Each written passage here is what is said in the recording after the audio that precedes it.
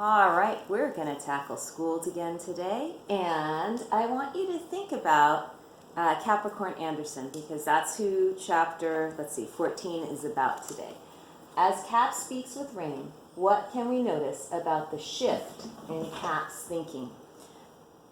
As you look at Cap, he evolves. He is a round character. That means he changes and grows throughout the course of the story, and he makes some realizations. And I think this is one of those moments where you see him start to ponder, which means think about, some things that have been solid in his life that seem to be shifting a little. Here we go. Chapter 14, name Capricorn Anderson. It was true that I now knew 129 people.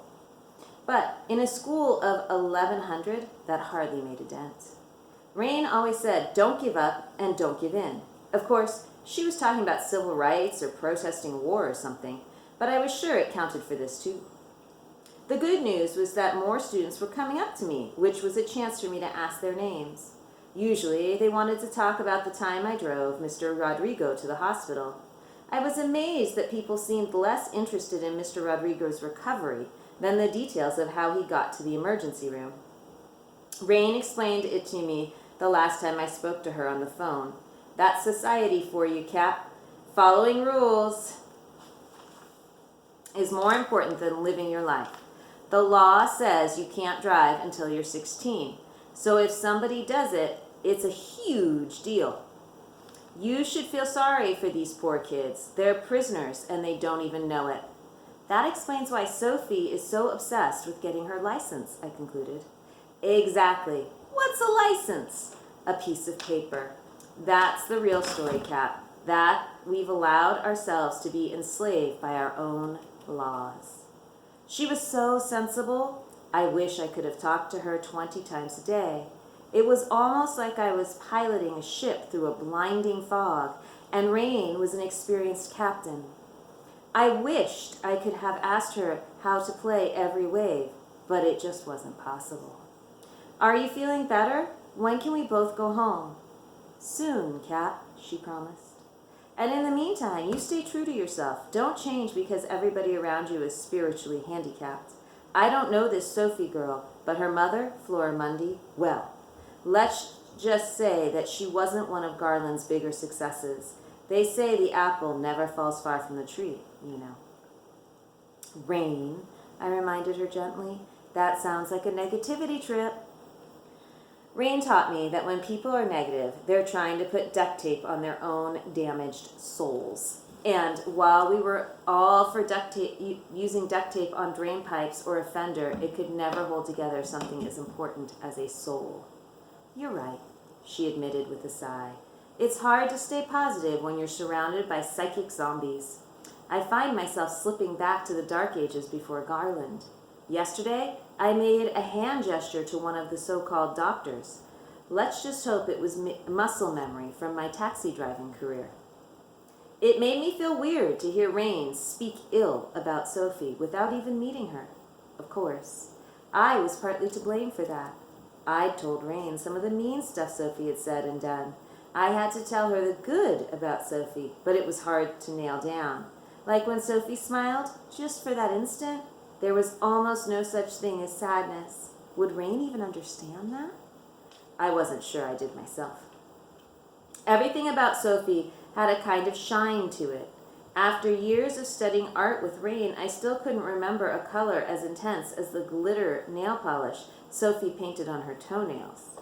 Even her shelf in the bathroom was a wondrous sight, a skyline of bottles, and tubes, and jars of all shapes and hues, and the names: passion fruit heel softener with volcanic pumice, bird of paradise exfoliating scrub, honey infused moisturizing lotion, and with ylang-ylang.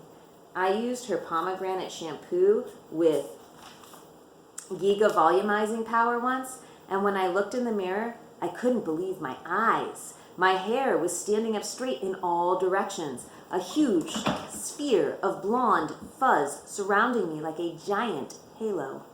I tried brushing it down, but all it did was crackle and stand even stiffer. Somehow, This gigavolumizing power filled your hair with static electricity, as if you'd stuck your finger in a light socket.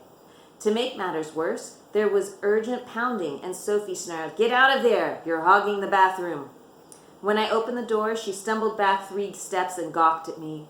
"I've heard of bad hair days, but wow, you look like your head exploded." "I tried your shampoo," I confessed. She was disgusted. "If you're going to use Gigavolumizer, you've got to use the conditioner that comes with it. Otherwise, you might as well be pumping 10,000 volts through your hair." I must have looked completely helpless because she took pity on me. She grabbed a bottle, marched me to the kitchen, and shoved my head in the sink. As she wet me down with the vegetable sprayer, I could feel my hair collapsing from its planetoid shape. "When was your last haircut?" Sophie marveled. "I've never had one," I replied. "Never?" "Well, there was the time I whacked my head on the pump handle of our well. Dr. Cafferty shaved part of my scalp so he could put in stitches." She poured on some sweet-smelling stuff and started to massage it in. "Who's he? Your pediatrician?" "No, the vet." The massaging hands froze. "Do me a favor," she said finally. "What you just told me? Never repeat that to anyone, especially if they have child services on their name tag." My hair was fine after that, and I never again used anything from Sophie's beautiful bathroom shelf. But it wasn't because she said I couldn't. She even gave me some advice about cream for oily skin. I never touched it, though. I know when I'm playing with fire. I think she was in a better mood because her father was in town and her driving lessons were going well. Mr. Donnelly was a really nice person, although whenever he was around, his ex-wife looked pained and squinty, like she was trying to read something off a sign that was very far away. Mr. Donnelly even took the time to teach me some of his kendo positions. I couldn't wait to show them to Rain when we got back home. Another reason more people were speaking to me at school was the Halloween dance. Luckily, there was a dance on Trigonometry and Tears, so I sort of knew what to expect. It looked like a lot like Rain's description of riots back in the 60s. Hundreds of people crammed belly to belly, waving their fists and shouting. I couldn't figure out why anybody would want to do that for fun, but they did. It was all they talked about. "I don't know what kind of food to get for the dance," I said for at least the 10th time. I didn't even know people ate at a dance. I thought they danced. "Yeah, but you need snacks and drinks and desserts," said Holly Van Arden, number 130. My neighbor goes to St. Andrews, and at their last prom, they had create your own pizza. You design the pie, toss the dough, add the toppings, and it cooks while you're dancing. People are still raving about it. "Well, I think we should have that," I decided. "Go ahead and set it up." "It's not cheap," she warned. "They have to bring in these giant ovens on wheels." I told her what Rain told me when I asked what would happen if we weren't able to afford our monthly trips for supplies. "When you spend your life worrying about money, pretty soon money becomes your life." "Cool," she exclaimed, and she took on the job. In the identical way, people volunteered to handle drinks, desserts, posters, and decorations. The next morning, when I arrived at school to do my Tai Chi, Holly Van Arden asked if she could join me. Naomi was already waiting for me. So, I hope you thought about this question as I read. As Cap speaks with Rain, what can we notice about the shift in Cap's thinking? Because we can see some subtle changes here, and it's important as readers to notice how the author moves us along with the character, because we're riding in their shoes and experiencing the story with them. Okay, readers, I'll see you in reading class. Bye.